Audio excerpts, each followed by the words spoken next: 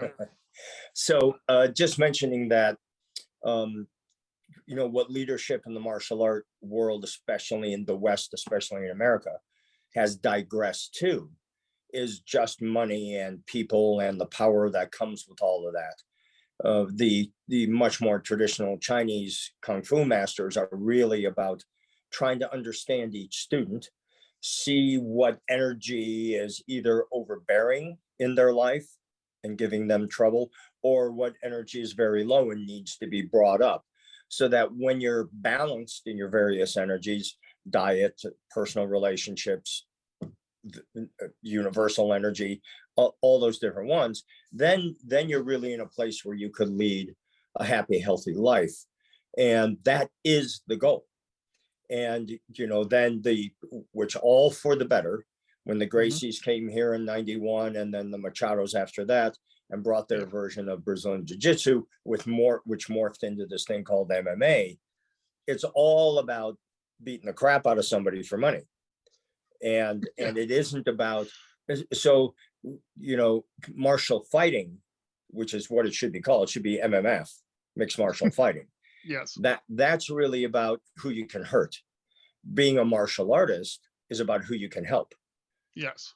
So if you're really a dedicated and serious martial artist, you're thinking in terms and in ways of how can I make the world a better place by helping the people I'm interacting with in my martial art community where I live. And if everybody would do that, the world would become a better place. And that is what we have done in our version of Kempo, the fifth evolution of Kempo, we call Kempo 5.0.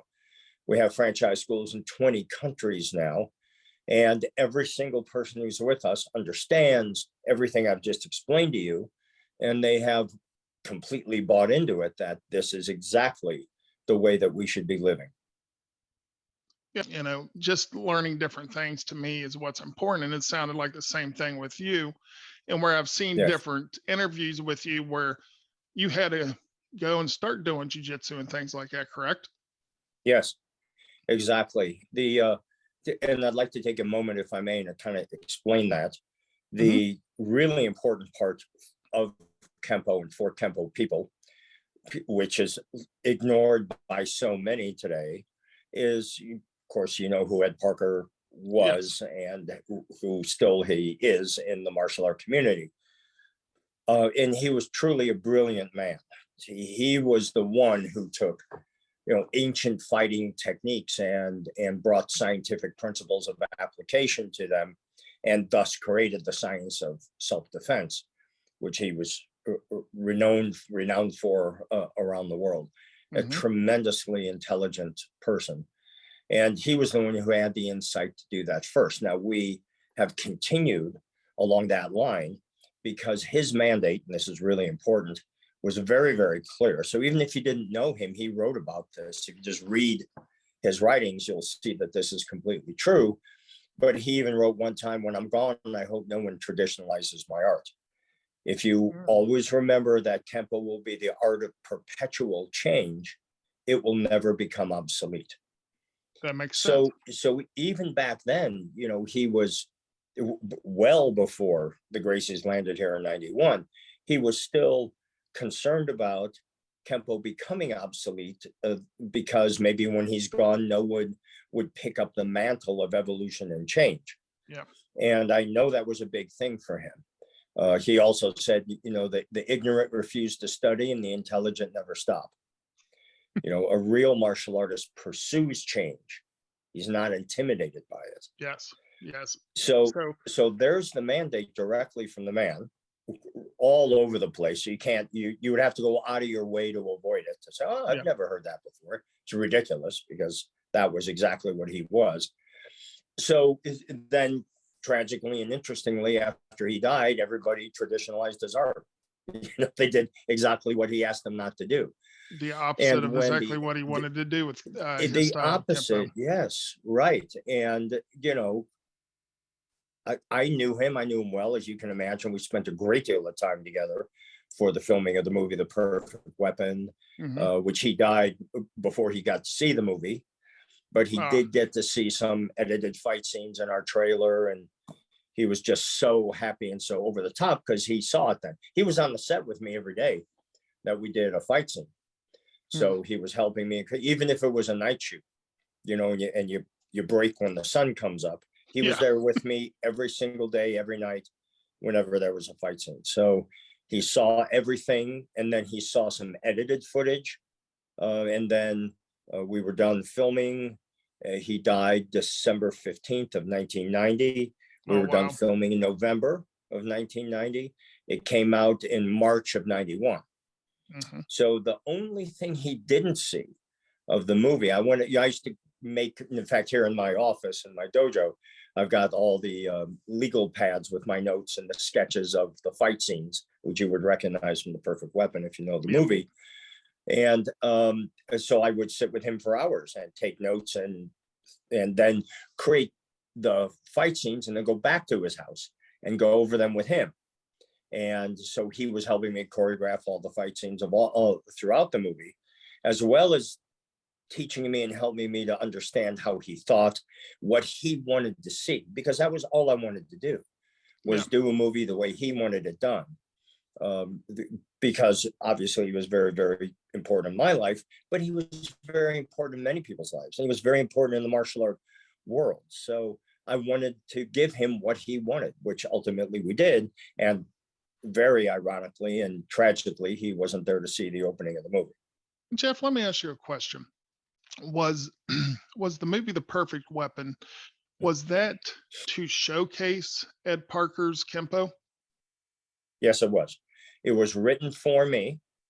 So I got my deal at Paramount, excuse me, and they hired a writer, Dave Wilson, a great, wonderful guy. And we spent a lot of time together. So all those opening scenes of me as a little kid in the dojo and all that, all those scenes were based on what I told him things were like in the dojo. I didn't write those scenes. Of course, he wrote them. He's the writer. But they were all off of, he kind of sat down and said, okay, what do we do? And I said, well, okay, here's what we do, and then he put it in the movie. So, so that movie was written for me. As opposed to them having the movie and then finding somebody to do it. Well, I will sit there and say this. That was one of my favorite movies as a kid. My mom will hate you because how many broomsticks I broke to make sticks sit there and hit my punching bag with you. That's funny. That's great. But let me ask you this: with the way Ed Parker wanted to keep the evolution of kempo going, his style of kempo, because not all kempo is the same style as Ed Parker's, correct? Correct. Absolutely correct. Yes. And with him wanting to keep it evolving, and obviously you was a student of his, and he let you really in on his mindset of what he wanted his style to go. And you said that it didn't want to be traditional. He wanted to keep evolving. So that's the reason why you ended up getting into jiu-jitsu itself? Yes, exactly. It was just overwhelmingly obvious that the 800-pound gorilla in the room is, you can imagine how many people go to Kempo people and go, oh, how would you do this laying on your back? Yes. So that was the question that needed to be answered. It deserved to be answered. And the answer was not easy. To take a ground system, we can call it Brazilian Jiu-Jitsu if you want, or MMA if you want, however you're comfortable, and infuse that with a system that had none of that was an enormous undertaking of many years of studying and learning and trying to get it right. And one very difficult thing was for me to, I guess the best way I could put it is to give myself permission to go in there and change the art that he was so famous for. And of course, once again, at the risk of being redundant, that was his mandate. That is what he wanted to do. And a few other people did it, like literally 3 other people did it, or 4, altered the art the way that they thought it should go. So good on you for that. They did, but they tried. My motivation for changing kempo was to figure out how to include it, how to include ground fighting into what we do in an effective way that addressed the problems of today. So we use the language of saying, okay, there's a new fighter, so really the best way to put this in a sentence, which also happens to have some sarcasm in it, which if you know me, that wouldn't be a strange thing. But the real truth is, older kempo is made to fight the drunk in the bar. Yep. Our new kempo is made to fight the drunk MMA guy in the bar, which is more and more prevalent likely today than ever, and it's still doing this. Yes. So if I kind of make it selfish, I would say, okay, what concerns me the most? Well, the thing that would concern me to be in some place and face one of those guys and have no solution. I would hit the ground and I'd be a fish out of water, and it would be embarrassing, and I would get creamed. And because once you really get to see Brazilian Jiu-Jitsu and what it has to offer, they don't strike at all. No. And it is every bit as brutal and punishing and unforgiving as kempo is standing up. Yes. And that message is lost on a lot of kempo people because they just want to ignore it. They just want to do the ostrich thing and put their head in the sand and pretend like it's never going to happen. And hopefully it never happens to you. But if it does happen to you, or more importantly, it happens to your students, do they have an answer? Do they have at least something to work with? I'm not trying to tell you that what we do would work in an MMA ring or work in a jiu-jitsu tournament. Yeah. But I am here to tell you that with neither of those sporting events in place, it was just person against person, we can do pretty good. Yes. We can give you a run for it. And I think that we're really the only quote martial art system who really could give a well-trained MMA guy a bit of concern. Okay. And like you was bringing up, there's nothing wrong with believing in your style. Even if it may work or may not work, that's not up to me. That's not up to you. But there's nothing wrong with believing in your style. But I understand what you was talking about with incorporating jiu-jitsu with your kempo, and how, it'd be like introducing jiu-jitsu to boxers. They have no clue, so that does make sense. And I mean, if you look back in the early UFC, I mean, Keith Hackney, he was American Kempo, and he done pretty good with his style. And it kind of did show you the brutalness of Kempo, because he was going with growing shots, good chokes, not, Brazilian Jiu-Jitsu chokes, but pretty much anything that he was allowed to do, he was able to do that. Right. So with now Kempo 5.0, that is actually your style, correct? Correct. Yes. It's the 5th evolution of Kempo, which is where we came up with the name Kempo 5.0. Okay. And that's all still just based off of what Ed Parker's were.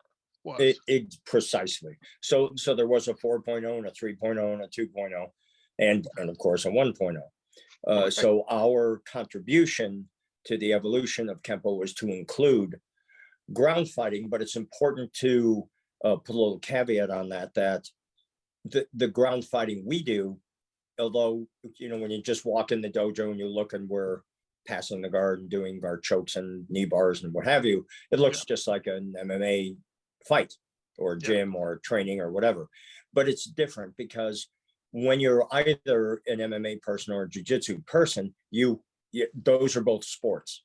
They're not really martial arts, they're martial sport. Yes. And because of that, they have rules. And so you learn to fight with those rules. Okay. And so in Kempo being a street art, there are no rules. Mr. Parker used to say the only rule is it doesn't matter who's right, but who's left. Who's left standing is all that matters. So let's throw all the nonsense out the window. So if you bring elements of that in, so every time we learn to pass the guard, for example, if I can break your guard open, I'm going to turn and hit you in the groin 100% of the time, where you wouldn't be able to do that at all in an MMA fight, even stand up. So we have our own system of competition fighting called 5-0 fighter, which is a 2-minute round, a 1-minute rest, and a 1-minute round. But the groin is a full contact target, whether you're on the ground or standing up. You bring that element into that world, and that world just goes boom, like that. Because nobody wants to get hit in the groin, especially hard, even though you're wearing protection, of course. It still is a game changer. And the other thing that's different about 5-0 fighting is the tap out is not the end of the fight. You broke, you stand up, you award points to that person, and then you get back to fighting. So just because there's a tap out doesn't mean that it's the end. The fight is not over. That person can still come back and they can still win. You bet. Yeah. So kempo, your style, Ed Parker's style, wasn't made for a sport, because like even karate, you have your point fighting and things like that. It was made for self-defense. Correct. Because that's what I like getting out of martial arts. I don't care. I've done a few cage fighting over the years. Matter of fact, I even I had a cage fight when I had a broken neck, and I didn't know. I went 7 years with a broken neck and didn't know it. I had 4 vertebrae broken. Yeah. Wow. Yeah. So, when I look at martial arts, even people now, and I have friends that are in the UFC and things like that, and I will watch their fights. But even like my Muay Thai coach, he's like, "Hey, you want to come over and watch the UFC, the one that was just over the weekend?" I'm like, "No, I'll watch our friend that's fighting in there. But other than that, I don't really watch fights. I don't watch them. I watch martial art videos on training about martial arts, but it's still just for self-defense. That's really what I'm into now. Growing up, when I'm 45 now, but I was in high school when the UFC came out. Oh yeah, what style could beat, this and that, and what would be good in cage fighting. Now that, that's not my thing. It's more for self-defense. And everybody's like, well, that wouldn't work in a real street fight. Well, why wouldn't I forget who said it, but I think it was Dean Thomas. The perfect combination at the perfect time works every time. Yeah, right. Mr. Parker used to say, for every champion crowned in the ring, there's a dozen you've never heard of in the street. So you don't walk around with that arrogance and the pride, the false pride of, hey, I beat this guy up and I got that trophy and all that. That's great for people who want to do that. But let's not confuse this. This is not martial art. That's martial fight. Yes. Now that does make a big difference when you bring it up like that. That's a martial fight. That's not martial arts. Yes. It's a huge difference. And I think it should be much more common knowledge, and I think it should be much more common conversation. Let's understand these worlds, guys. And great that you're in the martial fight world. Good on you. I mean, I'm telling you, our group, me and all of my black belts, we're the ones who benefited the most from what the Gracies brought, and how because all of a sudden, we got our pants yanked down and we went, oh my God, we got no skill set for that situation. We got to fix this. And then I kind of turned and looked at the other seniors in Kempo, and none of them want to do it. So I went, okay, we will, we'll do it. And it was a big deal. It was let me ask you a question. Did you get backlash from that? Oh God. Oh man. I absolutely, a lot of it was difficult for me. There were people who really spoke out very negatively about me doing all of that. So the answer is yes. Because and here's one of the main reasons why, and I certainly understand this point. But there are 100 in the Parker system. There's 154 self-defense techniques from white to black. And Yes. that's crazy, right? That's Yeah. just an insane amount of information, which is one of the things that makes the art so challenging. In our particular system, we have 145. So it still is an enormous amount of information. But within that information of the original Parker system, there was no ground fighting whatsoever. So now when you're going to bring that in, you first have to learn that, the basics of it. And then you got to figure out how to infuse that. Well, in that journey, you have to, there we are. We're lost you for a second. Yeah.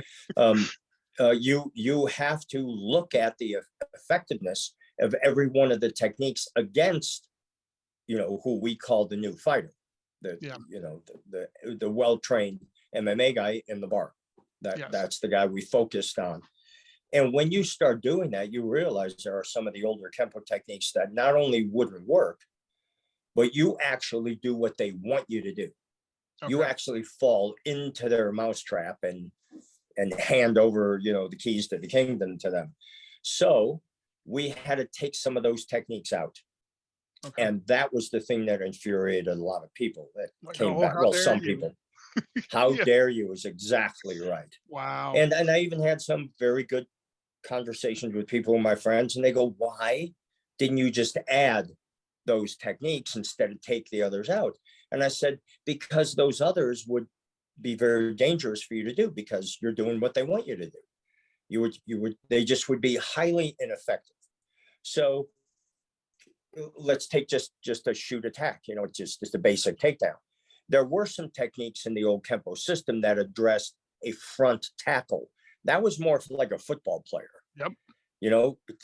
People are not going to run at you from 8 feet away and try to take you down if they're an MMA guy. They're going to be right in the middle of your face. Yep.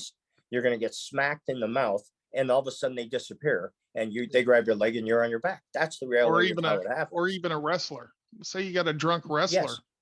Yes. He's not going to come, like you said, 8 feet back. He's going to come up to you, and he's going to get close and personal. And then, that's where things get dangerous also. And then you're going to find out. You're going to find out the hard way. Once you're there, what do you got? And if the answer is I ain't got anything, then you might as well start writing bad checks, because, they're going to do whatever they want. You'll get out of that, but when they let you out. Yeah. And that could be a terrible, painful experience.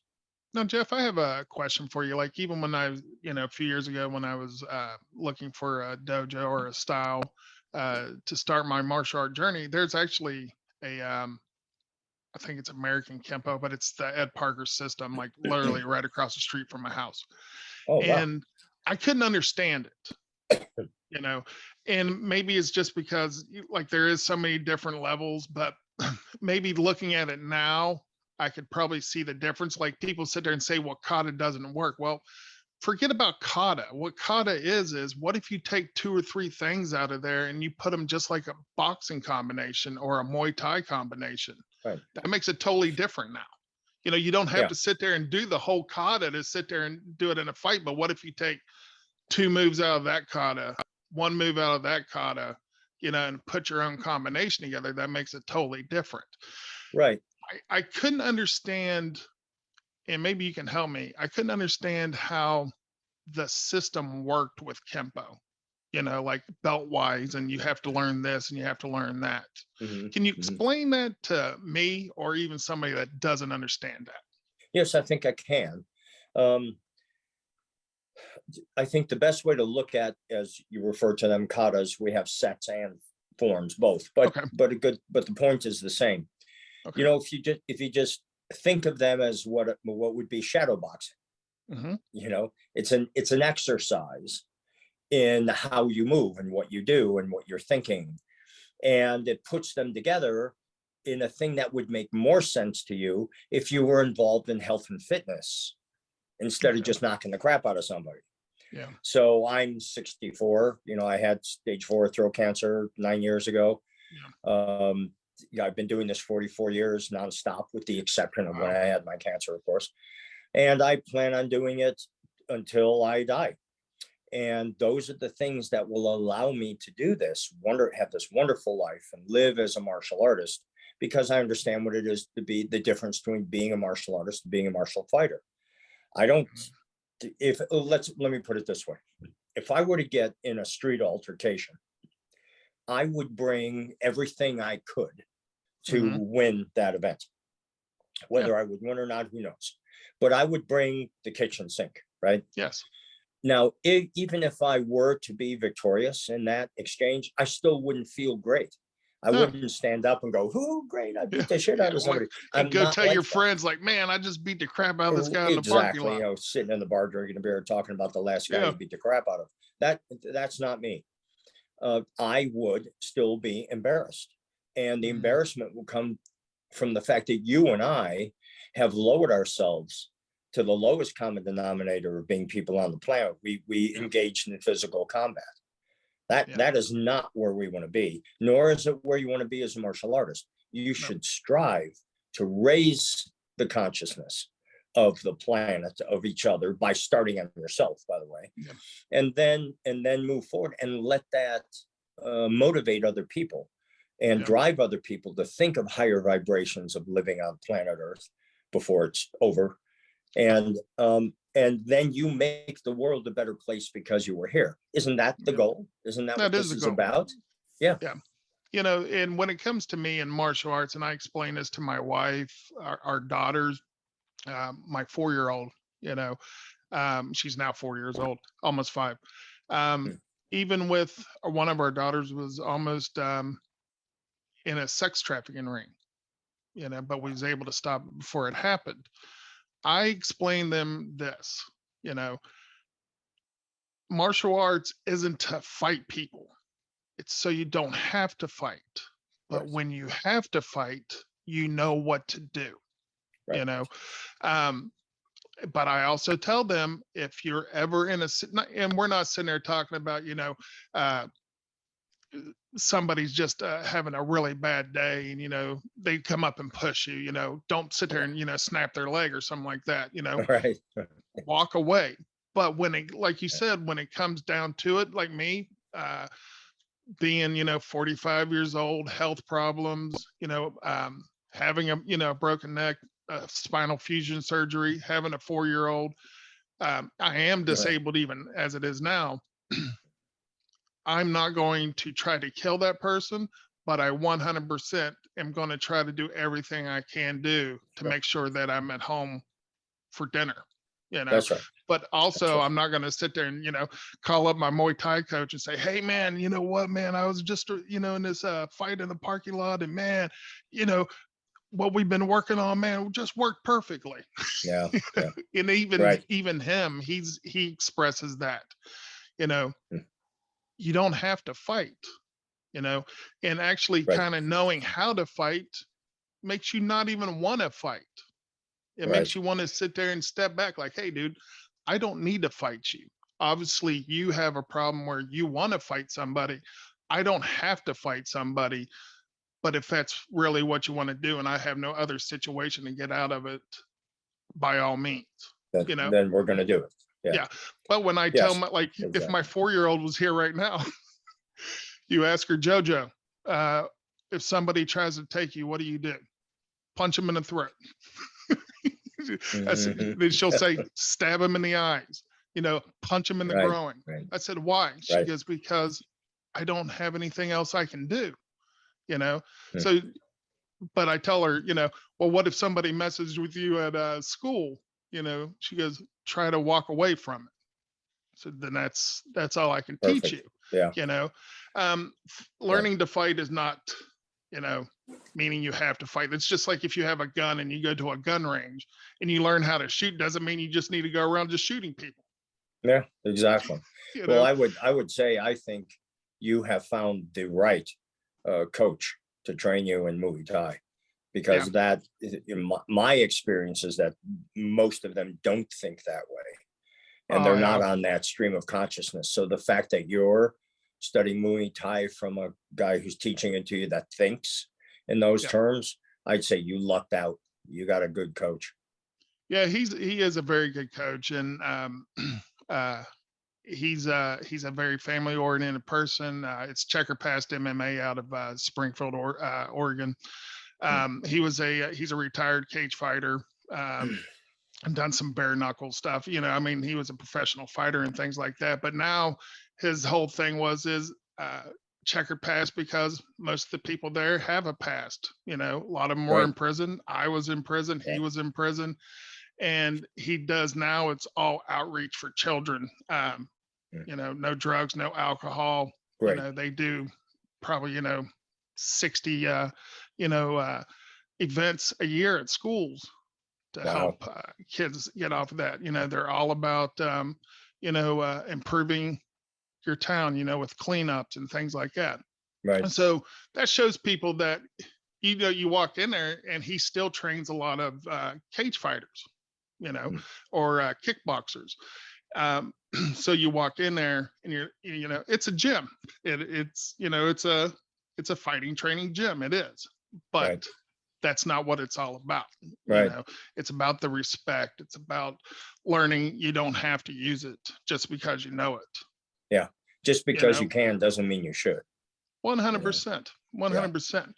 But I did want to talk to you about, because really what the Short Round podcast is I like to learn what martial artists, how they got into it, why, and things like that, and how to, what it did for their lives. So it took you to have a career teaching martial arts, having your own style, not your own style, but your own way of doing it, correct? Yes. It also took you into movies. Yes. And things like that, because you have about 30 something movies under your belt? I've starred in 10. 10? The by far and away the most well-known one is The Perfect Weapon that we did for Paramount, which, as I mentioned, Ed Parker was alive during all that's filming. So it has a very special place in my heart because of that. In fact, when it first came out, I saw it, of course. I edited all the fight scenes, so I was very, very involved in the post-production of aspect of the movie. And then Paramount released it worldwide, so I traveled all over the world and did the promotion and the opening. When I wound up back in LA for the opening, I went with them, and we would go like to Grauman's Chinese theater, and we'd stand in the back and watch crowd reaction and all of that. So I saw the movie that way. But since then, I haven't watched the movie since, because I just can't. Whenever I see scenes of it or something, I just immediately go back to what life was like when Mr. Parker was there and having him on the set, and all of those wonderful memories that carry a lot of weight with them for me. Regret and not having him here anymore. And it makes me immediately think of how important he was and how brilliant he was and how important he was to me and how important he is to other people. So I start getting those emotions stirred up again. So I intentionally stay away from watching it. It's sort of like that's in the past. It has its own energy. It did what it was supposed to do, for sure. Brought kempo to the world, and I'm very proud of that. I'm grateful for the opportunity, all of that. But I haven't seen it since it was released in March of '91. Now, do you ever plan on doing any other movies, or is that something that you're, just not interested in anymore? I don't, but I'll tell you, if something came along where somebody said, you're the right person for this, and I want you to look, I would certainly look at it. I am and have not been for a long time pursuing my acting career because I've been pursuing my martial art career, which started long before the acting. And now we have a franchise of Kempo 5-0 schools in 20 countries. That's unbelievable. We become the largest international Kempo organization ever. That's really unbelievable if you think about that. And it's growing, and we're doing great. And the thing that I really love the most is all of my 5-0 black belts all around the world. We are very, very close. I love them, and they know it, and they love me, and I know it. And it's the love and the friendship that we have for each other that is really the driving force, and the karate is a distant second.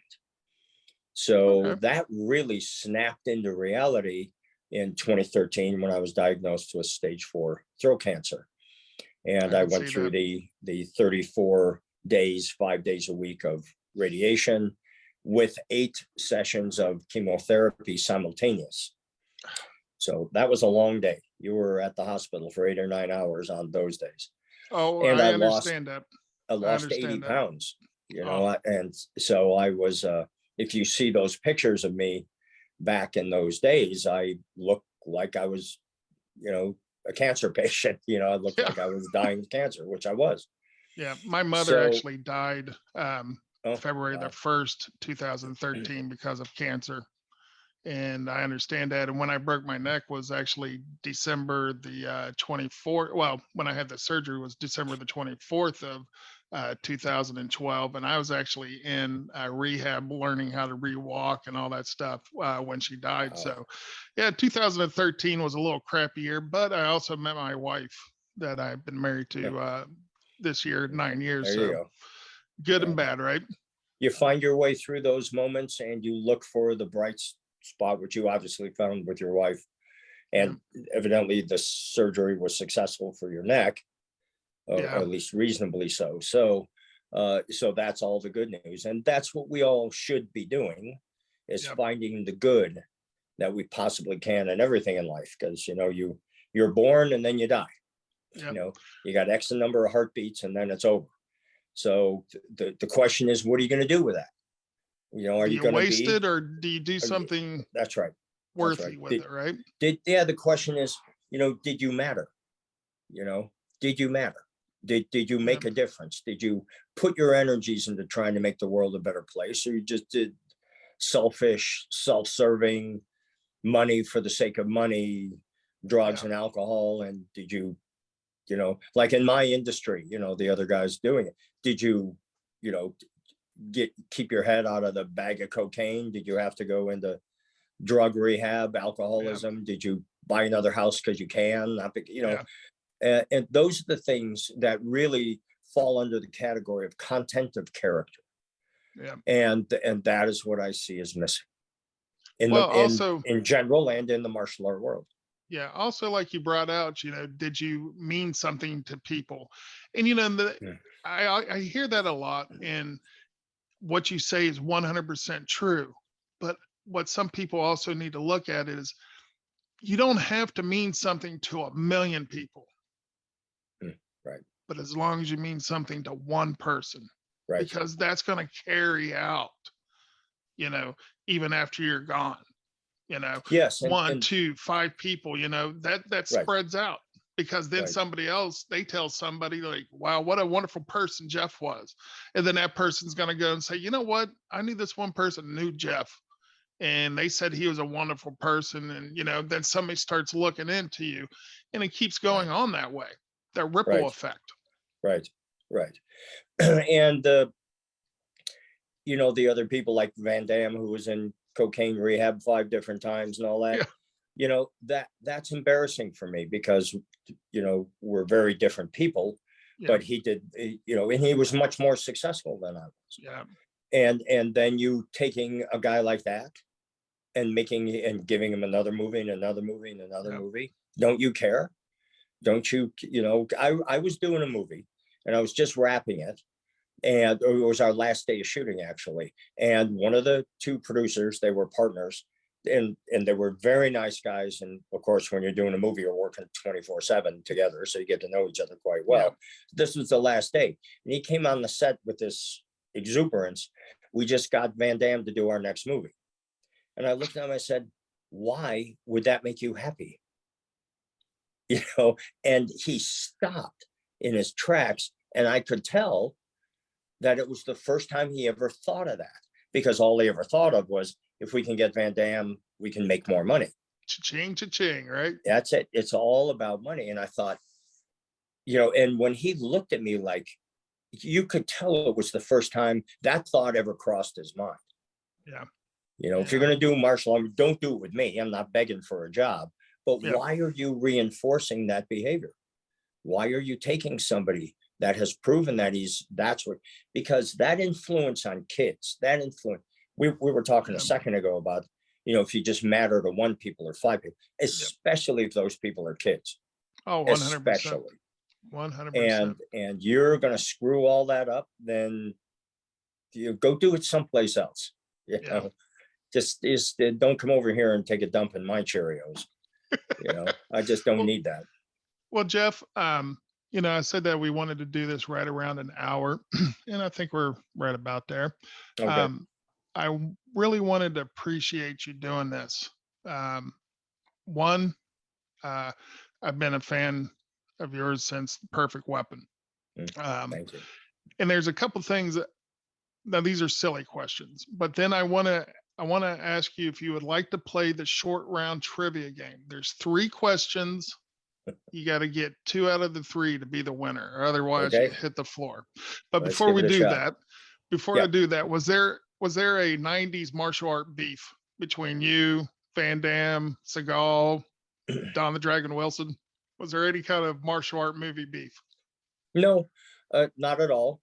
I know Don fairly well, always been great guy to me, and I've tried to be that to him. Yeah.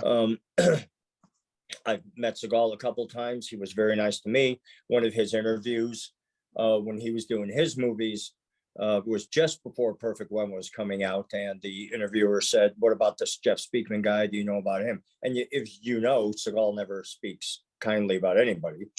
But he said, yeah, that I've heard he's the real deal, and he was a student of Ed Parker, and so I hear it's you know, that he's a good guy.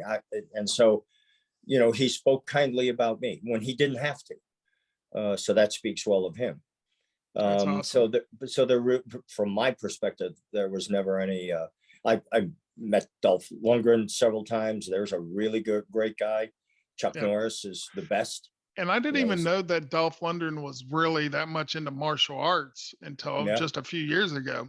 I mean, you know, he is. He's really good at it too. I do have to sit there and say, you know, which goes to show you when his movies, that how it actually, you know, makes more sense now. You're like, oh, okay. Yeah, right. And more importantly, he's a gentleman. You know, he's educated, he's articulate, he's a very friendly guy, a very nice guy, just like Chuck Norris, the same thing. Yeah. You know, when you see those guys, they're really happy to see you, and genuinely happy. You know, they're not happy to see you because maybe you can help them in their career. That's the whole LA scene. You know, if you're in the movies, that's all that's there. Just what can somebody do for me? Yeah, which is really bad. So before we let you go, where can people reach you? Where can people, if they would like to stop into your Kempo 5.0 dojo, or, you know, where, if they would like to look one around their area, where would they go to? Yes, everything is connected through jeffspeakman.com. Okay. A list of all the schools around the world. We also, about 6 months ago, just started our first online only academy, which you can access there. The entire system is not only detailed video instruction of every technique, and then the 2 students do the technique full speed, but there we are. Sorry about that. So the video of every technique is on the 5.0 University, we call, available through jeffspeakman.com.